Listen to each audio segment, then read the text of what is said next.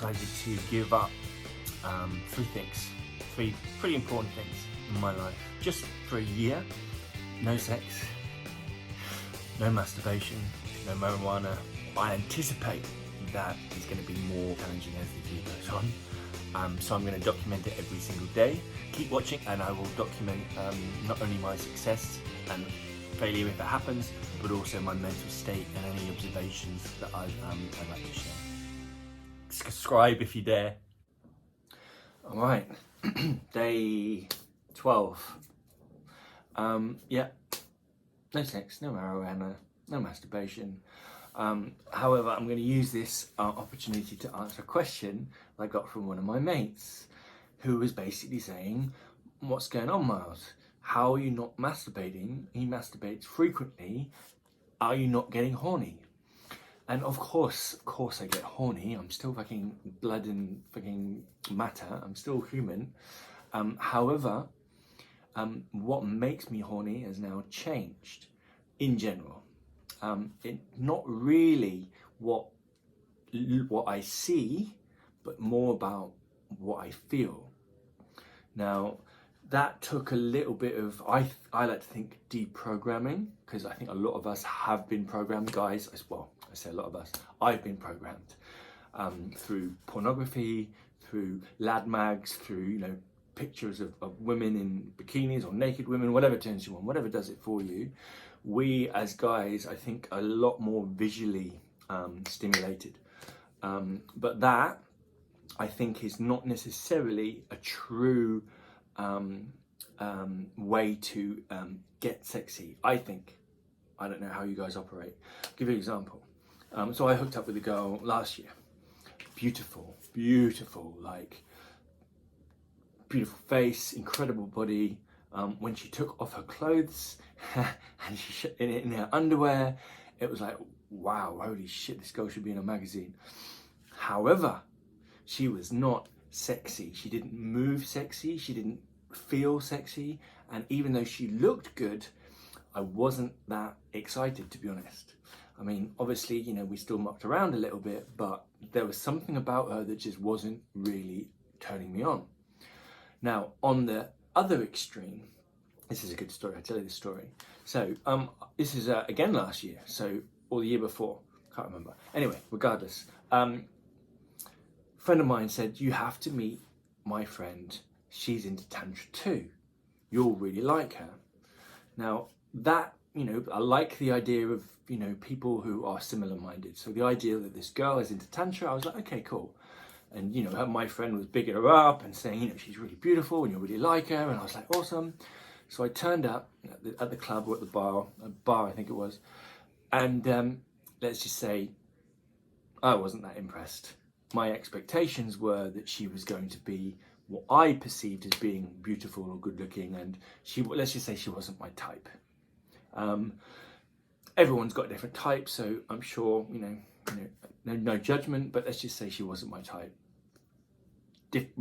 Different hair, just not my type anyway. I'm not going to get too much detail. Obviously I was pleasant, she was my friend's friend, so I sort of made chit chat, but I was like, no. My friend thought that we were going to hit it off, so she kept, trying to sort of get us sort of together, but I think I'd already made the decision, and that not really my type. Anyway, so those two went off, did their thing. I stayed and did my thing. So I was dancing on my own. Next thing you know, not my friend, but the other friend, the one that she was trying to hook me up with, she appeared. And she was like, this girl, she's gone off, she's met this guy, I'm on my own, can I hang with you for a bit? And I was like, yeah, of course you can. Okay, so first things first, what this girl was wearing was this sort of just real frumpy, in my opinion, sort of dress. It had a square neckline, she had just the shoulders showing, and it was just like this regular sort of dress, and I wasn't that impressed. Anyway, I forgot to say that at the beginning. So this girl was sort of hanging around with me and we're sort of chatting a little bit, but I'm not that interested, I'll be honest. Then she gives me her wallet and her phone and says, can you look after this? My friend had it in her bag, but now she's gone. So I was like, okay. So I took hold of the phone and the keys and thought, this is going to be a bit of a bind.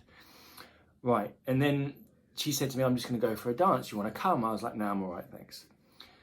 then it was like magic. It was weird because she left, right? So she went to the dance floor and started dancing, right?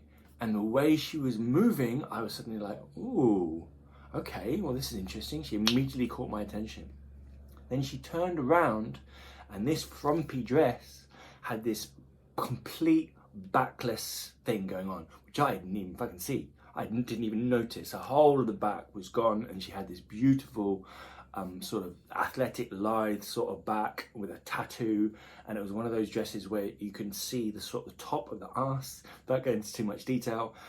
And the way she was moving and just that way that her body was moving, and I was like, I was done. I was like, whoa, it was like a magic spell. I got instantly aroused and I was just like, oh.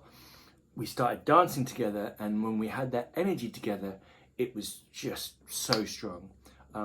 She knew pretty much immediately, I knew pretty much immediately that, you know, obviously there was some sexual energy, attraction, and she was cool as fuck. She just said, hey, you know what, you know, I don't have the kids tonight, you want to come back to mine and maybe we can have sex? I was like, okay, yeah. So the point is, the point of the story is that looks-wise, she wasn't at all attractive in my eyes and not one of the girls that I would think that would arouse me or I would be attracted to. However, when she started moving, and no doubt she was probably doing some tantra magic as well, she was, because we spoke about it after. So, you know, when you know how to control your energy, you know, it becomes a very, very different game. Anyway, so I just thought I'd share that. So yes, I do still get horny. However, what arouses me now is very different to what used to arouse me. And it's more about that chemistry. It's about the interaction. Most importantly, about how they feel, not how they look. So as a result, it's not that difficult to not get aroused to the point where I need to ejaculate for relief, because one, obviously I'm single, so I don't get myself into those close situations, and more the women that attract me are the ones that have some idea of tantric energy and are able to utilize it rather than just stand there looking pretty. All right, keep watching if you want to. Subscribe if you dare.